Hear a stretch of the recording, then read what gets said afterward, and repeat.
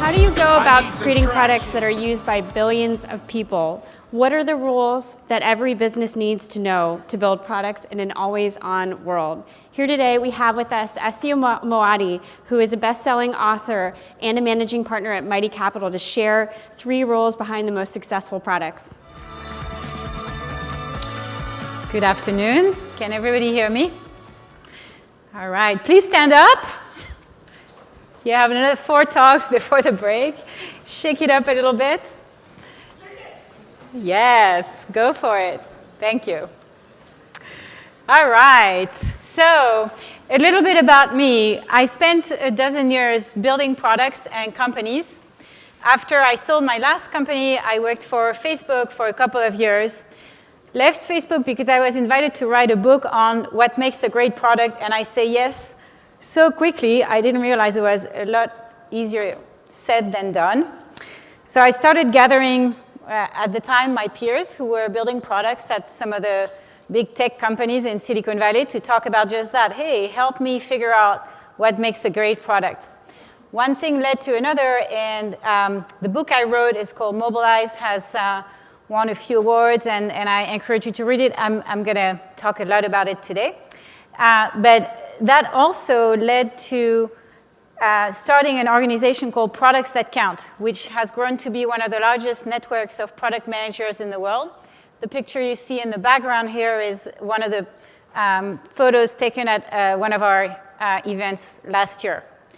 And as this network grew and grew, I got a lot more demand to invest in product-driven companies and raised a fund called Mighty Capital, which we closed last year. It's oversubscribed by more than 30%. We've made 7 investments out of this fund. 2 of them are, I hope, IPO for next year, Airbnb and DigitalOcean. And then we've invested in some amazing product companies like Amplitude, like Hyper, and a few others. So the big question then is, what's a great product? And it all starts with the consumer journey, right? The consumer journey, as we all know here in this room, because we've been building businesses, is this really easy yellow brick road that our customers go through when they're looking for a product. Not so. It's actually a lot more like this kind of process. Ooh, I need to make a decision. I need to move. I need to buy a new car. I need to find a new job. Whatever it is, it's really creating a lot of anxiety for our customers. And our job as business builders and product builders is to turn that into a much nicer experience. But the question is like, okay, how do you do that? And so we have invented this notion called product market fit. And the problem with product market fit, or the promise first of product market fit, is, hey, once you find product market fit, you will be doing amazing. Like, you will be able to scale, to grow, to monetize, have a successful business. The reality of product market fit is the minute you reach it, it escapes you. And why? Because when you reach product market fit, which really means you have some people who are willing to pay for what you've created, then your product evolves, right? Your customers are going to ask for changes. You're going to get new customers who are going to drive your product in a different direction. And so immediately you're going to lose product market fit. And so the reality is there isn't one product market fit. There's more like 50 shades of product market fit. And so, thank you, it's kind of an illusion to think that you're able to reach product market fit. So then the question is like, okay, so then what are the basics of a great product? And one thing I've learned through hosting literally like hundreds of dinners with dozens and dozens of product leaders and building products myself is we think of our technology now as an extension of ourselves. And so when we think, what's a great product, we have to think, what's a great person? Who are we when we are our best selves? And so I use the mind, body, spirit framework to describe that. Starting with the body rule, right? We all want to look good, and we expect that our technology is also going to look good. And what does beauty mean for technology? And I'll go into detail. It's, of course, a lot more than pretty pictures. Then the next rule, the spirit rule, We all want to have meaningful lives. And so we all also expect that our technology is going to give us meaning. So it's going to be personalized, but then what does that mean for how we use data?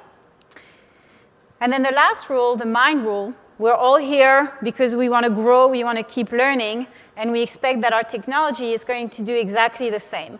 And what does that mean? How do we build technology that learns? So let's start with the body rule. The body rule goes like this, right? We're at a restaurant, and somebody really, really beautiful walks in. And what happens? So tell me what happens. Everybody looks at them. Exactly. That's exactly what happens. Like the jaw-dropping moment, like, wow. Now, tell me why this person looks beautiful. Like, I'm not talking about, criteria as like superficial criteria. Thank you for laughing so much. I like it. But I'm talking about like fundamental criteria. What is a beautiful person? What are the characteristics of a beautiful person? Symmetry. So everybody who's beautiful has to be symmetrical. Come on, no, that's not true. What else? Confidence. So somebody who's maybe a little shy is not beautiful. Okay, it doesn't work either, right? It's a lot harder to describe beauty than it seems, but yet we all know exactly what somebody beautiful looks like. We have this jaw-dropping moment. Well, when you look at history and people who have tried to define beauty in the past, it's exactly the same thing. You have sort of a rational camp of like scientific folks who tell you like there is a set of criteria for beauty. And then you have an emotional camp, which is more like a creative, artistic side, says there is nothing like that. It's in the eyes of the beholder. The scientific camp will tell you like it's all about symmetry, like the golden mean, or musical harmonics. And there's even somebody who came up with a formula for beauty. His name is Burkholz. He says it's bringing order out of chaos. So in other words, it's all about efficiency.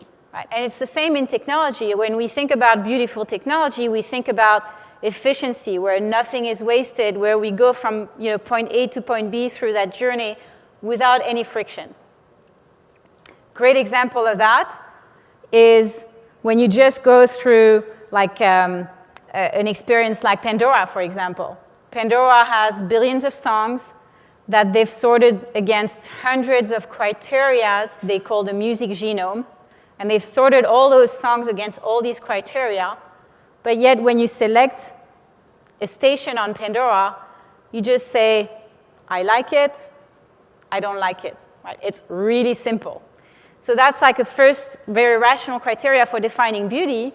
And then the emotional side of beauty, the jaw-dropping, if you watch some of the videos of Steve Jobs, when he pulls out the first iPhone out of his pocket, it's super smooth. Like, who takes out a phone really smoothly out of their jeans pocket? Like, I've not seen that very easily. But he rehearses that, right? And everybody in the room is like standing, clapping. Some people are even crying. That's when you know you're in California. But it's so true because it's like this a very emotional moment that we have with our technology, right? And a great example of that is Airbnb when they let you add places to their wish list. They used to mark their wish list with a star, very, very rational criteria, right? If I'm in the right place at the right time, it's the right price, the place is available, and so on, then yes, I should add this to my wish list. Very, very cerebral. And then they swap this for a heart, which is like, oh, I love this place. I'd love to go there, right? Totally emotional. And all of a sudden, they get 30% more places on people's watch list because of that really simple emotional understanding of this is beautiful. What it looks under the hook is we have to create very smooth experiences for our products. We have to onboard somebody very smoothly by providing value before we ask for value. Then we have to get them into our product with one very single task that's not going to get them to lose focus on why they came here to, what they came here to fix. then we have to give them very easy ways to navigate from one place to the next, right? Like different swim lanes.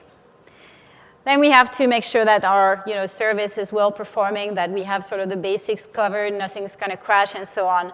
And then the last thing I hear very often, people tell me like, oh, I need to also invent a fancy gesture, right? Because that's how Instagram got their day, or Tinder, or something like that. I hear that less and less because people understand that it's not how it works.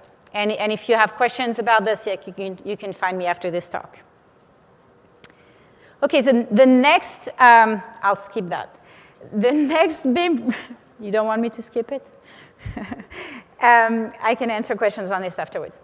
The next rule behind great products is the spirit rule. So like I said, right, we all want meaningful lives. So when we meet our significant other, right, I got married 18 months ago. When I first met my husband, we wanted to spend all our time together. And that's all we did. And we understood one another better, and this was marvelous, and everything, like, I couldn't have imagined somebody would understand my needs and vice versa so well. And then we started, meeting friends and meeting family and meeting colleagues, and then we started to have a love-hate relationship. Because, like your significant other is not always going to be perfect with your friends, and your family may not like them for whatever reason, and so on and so forth. And so all of a sudden, after this kind of moment of great intimacy going out into the world, you have to adjust a little bit. And it's exactly the same with our technology. First time you have, a smartphone, a watch, like glasses, whatever, new product you get, new software, whatever that product is, you're a little bit like smitten by it. And then people are like, well, like, what's up with your phone? You're addicted to your phone, right? Or can you just get off Facebook a little bit, and so on and so forth. And so those great products, they have a relationship with us as well that's very personal. So a lot of people ask me like, okay, but so how do you think about that personal relationship? How do you define it? And the era we're in is the mobile era. And what's essential about the mobile era is two things. One is your identity and your context. Identity being, it's me, SC, using this phone or using this smartwatch, not anybody else. And second, this tech that I'm using, whether it's the hardware or the software, it knows where I am, what I'm about to do, what I'm doing, my calendar, and so on and so forth. It knows my identity and my context. So for your own products, like, what is it that using those two criteria, your identity or your user's identity and your user's context, what is it that you can do that service of the previous generation couldn't do? And this is the question you need to ask yourself. And then the next question you want to ask yourself is, okay, so if I'm going to be using my user's calendar or my user's address book, when's the right time to ask them for the permission to access that information so that I don't disturb the balance of privacy and so on? And the right time is either like as early as possible, if that permission is mission critical to your service, or as late as possible if it's not mission critical to your service. Quick example is WhatsApp. WhatsApp is a real-time messaging system. And by the way, I'm using consumer examples because everybody understands them and they're easy, but it doesn't matter, right? It applies to consumer, it applies to life sciences, it applies to B2B. It's just because it's an easier example. So WhatsApp is a real-time messaging system. So if you want to have a successful experience on WhatsApp, you need to be able to send somebody real-time messages. That means that person needs to accept push notification to receive instant messages. So receiving push notification is essential to a positive user experience on WhatsApp, and therefore, you need to get that permission as early as possible. And by the way, if you say, no, I'm not going to accept to receive push notification on WhatsApp, you're told, like, sorry, you can't use WhatsApp. Because otherwise, it really disturbs the balance of the service, right? It doesn't allow for a positive experience. But now sending a photo on WhatsApp, that's an as late as possible scenario. It's like if I want to send you a message that has a picture, I'm going to go and I'm going to try to do it, and then as late as possible, right when I'm about to send that message, I'll be asked like, hey, can you allow us access to your camera? Well, of course, because I want to send him a message, right? So as late as possible. Okay, so the challenge of personalization, of course, is privacy, which is a problem that everybody likes to talk about these days, but really like you have to break it down into like smaller pieces. Like what's the issue, like what's the risk that you take as a business owner or as a product owner when you think about somebody's privacy? And there's really like 3 types of risks. One is someone uses the data of one of your users. 2 is an organization, like a corporation or an organization uses this data. And 3 is a government uses this data. And we have different responses, right? Someone using your data, we're very clear we don't want that. We don't want identity theft, so you need to protect that from happening. 2 is corporations using our data. We don't like to admit it, but we do like that. We do like to have a free Facebook. We do like to have better advertising and so on and so forth. So a corporation using your data, you have to find ways as a business or product owner to make that possible within some boundaries. And then 3, government using our data. We have very mixed feelings about that. We know historically, and it's not something that we want to do. We don't want Big Brother. But on the other hand, you know, when we look at, for example, the way countries defend from terrorist threats, they use very, very rudimentary criteria like what's your age, what's your race, what's your gender, what's your nationality, which are not very effective. They're actually gross approximation compared to, hey, are you calling terrorists? Or are you meeting with terrorists? Which would be a lot more accurate, right? So government using our data, we don't really have a good answer because we're not prepared to have a real debate. And so you have to sort of thread that line carefully. Okay, so last rule is the mind rule. The mind rule is all about learning and growing. And it's about how we do that as humans and how we expect that our technology will do that. When we learn a hobby, I used to do martial arts. I did that for like a decade. And I would basically practice every day, practice this move every day. And I would do that, and then at some point, all of a sudden, I'd find myself at a completely different level. But it's not like the daily practice that did that. It's something else, right? And so there's a very sort of incremental way that you learn, and then there's a very disruptive way that we learn.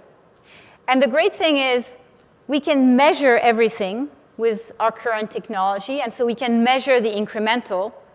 But the bad thing about measuring the incremental is that we've sort of forgotten that disruptive learning. So we basically think about everything as getting into a funnel, but we forget to think about the disruptive ways that we can grow.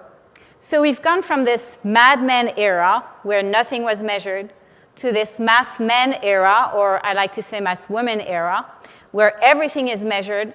And as we've been doing this, we've invented technology, like methods like growth hacking and lean startup and so on, and we have forgotten some of the creative ways that we can grow more exponentially. We have lots of tools to measure that, and in essence, what we're doing is we say, okay, so we're setting a goal metric. We put everything that leads towards that goal into a funnel, and then we scientifically optimize that funnel. So my last message for you is there is no funnel, right? Try to think outside of the funnel. And I have 2 questions for you and 2 examples that I think will be valuable. The first one is, what's a perfect funnel? Like for the engineer, the mathematician here in the room, what does a perfect funnel look like?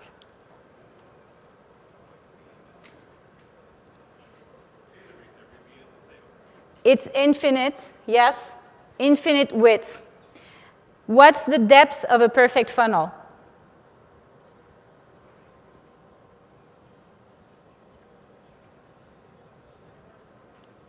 It's totally shallow, yeah. So the perfect funnel, right, is like a horizon line. So think about it this way, like what is it that you can do? Yes, I'm from California. I see you laughing like, she totally doesn't get it. But yes, no, there's a point to this story, right? You have an infinite, think about how you can make your funnel this infinite horizon line. What is it going to take for you to make your funnel completely shallow?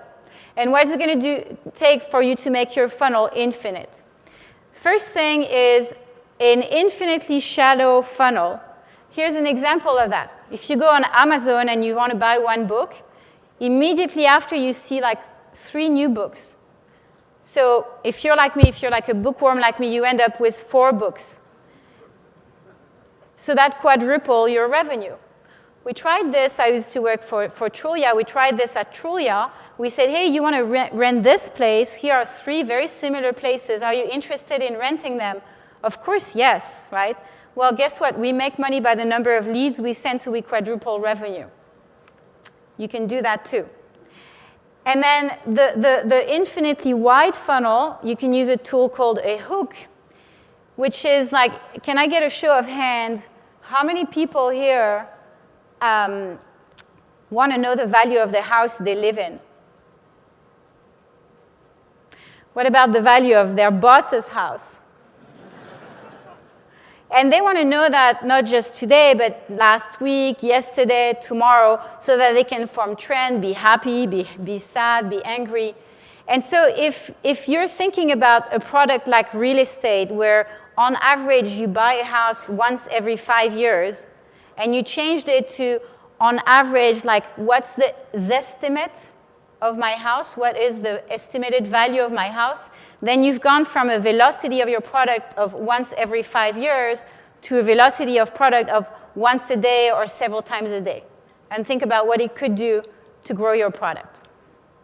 Okay, I'm totally over time, and so I'll skip that last section, but you can find me afterwards and I'll share some more about that with you. Thank you.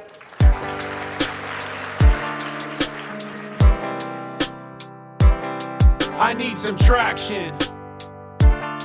You need some traction. Let's get some traction.